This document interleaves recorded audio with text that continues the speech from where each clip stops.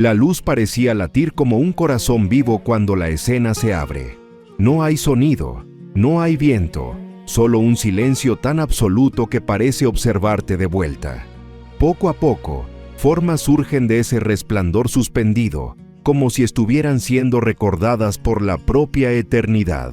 Y entonces Él aparece, Jesús, atravesando la claridad con pasos que no proyectan sombra.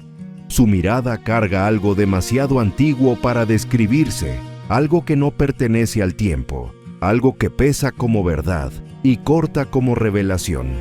Él no habla de inmediato, solo observa lo que está delante de él, un espacio que no es cielo ni tierra, sino un lugar escondido entre lo que existe y lo que nunca debería existir. Un lugar donde recuerdos del principio todavía respiran. Y cuando finalmente levanta la mano, la luz se abre como una cortina, revelando la visión que nadie debería ver. El origen de la caída de aquel que un día fue llamado el portador de la luz. La visión muestra a Lucifer antes de cualquier sombra, no como un monstruo, sino como el más resplandeciente de los seres creados. Su apariencia no es de orgullo, no aún. Hay belleza, sí, hay brillo. Pero lo que realmente llama la atención es la inquietud en sus ojos, una tensión discreta, como si escuchara un llamado que nadie más oía. Mientras los otros cantaban en perfecta armonía, él parecía oír notas que no existían para nadie más. Pequeñas chispas de cuestionamiento surgían en su interior, invisibles al principio, pero lo suficientemente reales como para alterar la melodía de su espíritu. Jesús camina por la visión como alguien que conoce cada detalle de ella. La toca con la punta de los dedos y la escena cambia. Ahora vemos a Lucifer ante el trono divino, observando algo que ningún otro ser se atrevía a mirar directamente. No era envidia, al menos no al principio. Era algo más profundo y peligroso, curiosidad. Una curiosidad tan intensa que arañaba la frontera entre el asombro y la ambición. Él quería entender por qué lo infinito obedecía solo a Dios. Quería comprender qué había en el centro de la creación que no estaba en él. Quería saber por qué la existencia seguía un orden que él no podía alterar. Y dentro de ese deseo de entender, se escondía el germen de aquello que lo destruiría. No fue un acto, no fue un grito de rebelión. Fue una pregunta silenciosa, pero devastadora. ¿Por qué no yo? La escena avanza como una película que nunca fue exhibida. Vemos a Lucifer observando a los demás ángeles. Vemos su atención detenerse especialmente en algo que él no admitía ni para sí mismo: el hecho de que ninguno de ellos se atrevía a imaginar más allá de los límites establecidos. La obediencia de ellos le parecía una prisión. Y cuanto más observaba, más creía que su singularidad era una prueba de que había sido creado para algo mayor. Jesús camina entre esos recuerdos como quien revela un secreto jamás pronunciado. Observa a Lucifer reflexionando sobre su propia existencia. Cada fragmento de luz a su alrededor empieza a deformarse, como si su propia mente estuviera moldeando el espacio. En ese instante, él no deseaba ser Dios por orgullo de grandeza. Deseaba ser Dios porque creía que podía mejorar lo que ya era perfecto. Un error sutil, pero fatal. La ilusión de que el Creador necesitaba ser corregido. La visión entonces cambia a un salón de gloria donde Lucifer experimenta algo por primera vez: la sensación de no ser comprendido. Intenta expresar sus pensamientos a los compañeros celestiales.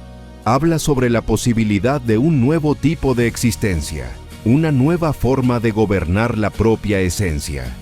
Pero los otros lo miran con extrañeza, como si sus palabras fueran viento intentando enseñarle al océano cómo moverse. Ese aislamiento encendió en él algo venenoso. No odio, todavía no, pero una certeza creciente de que solo él veía la verdad. Y la verdad, para él, era simple. Si Dios era la fuente de todo, entonces comprender esa fuente debería volverlo semejante al propio Dios. Era una lógica distorsionada, nacida de la vanidad intelectual, no de la maldad. Y Jesús observa eso con una expresión de profunda tristeza, como alguien que recuerda la caída de un amigo. La visión ahora se hunde en un momento casi prohibido. Lucifer está solo, y por primera vez, la luz a su alrededor vacila.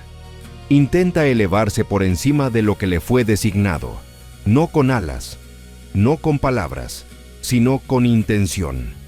Intenta tocar algo que ninguna criatura debería atreverse a tocar, el núcleo de la autoridad divina. No para destruir, no para dominar, sino para sustituir.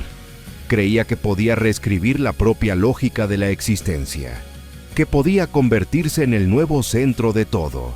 Y es ahí cuando surge el primer sonido en el silencio, un desgarro. No físico, sino espiritual. Una grieta en el equilibrio. La armonía del cielo vibra como si hubiera sido golpeada por algo que no debería existir. El trono permanece inamovible, pero el mundo a su alrededor comienza a sentir el impacto de esa intención prohibida. Lucifer no lo percibe, pero algo ya había empezado a morir dentro de él. Jesús, en la visión, se acerca al momento crucial. Atraviesa la luz que pulsa de manera irregular y observa a Lucifer haciendo algo que sellaría su destino. Él imagina un universo donde él es el centro. Un universo que existiría no por amor, sino por control. Y esa visión interna, ese pequeño escenario creado solo para sí mismo, es el primer infierno. No el infierno como lugar, sino como estado. Un mundo donde todo existe para reflejar únicamente su propia imagen. La caída no comienza con una guerra, sino con esa creación interna. Una mentira que él se contó a sí mismo hasta creer que era verdad. En ese preciso punto, Jesús se detiene. Observa la escena congelada. Y entonces revela aquello que pocos se atreverían a imaginar. Lucifer no cayó por querer ser Dios, sino por haber creído que Dios debía ser él. Una diferencia tan sutil que se vuelve monstruosa. No deseaba usurpar el trono solo por poder.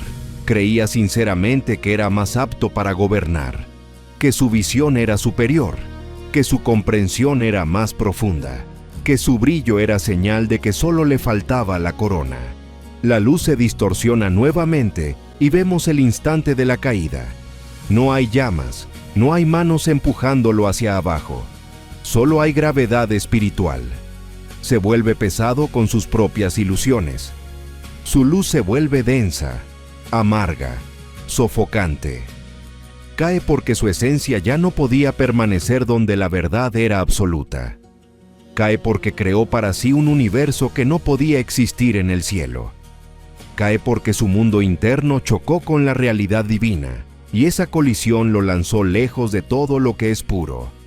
Al tocar el abismo, no hay gritos, hay silencio. Un silencio tan espeso que parece lodo. Lucifer intenta reconstruir su luz, pero ya no responde.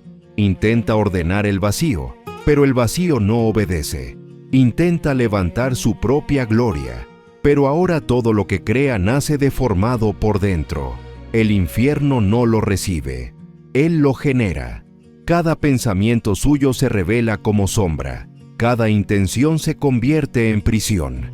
Cada deseo se transforma en tormento. Jesús observa eso no con ira, sino con un dolor tan profundo que la luz parece temblar a su alrededor.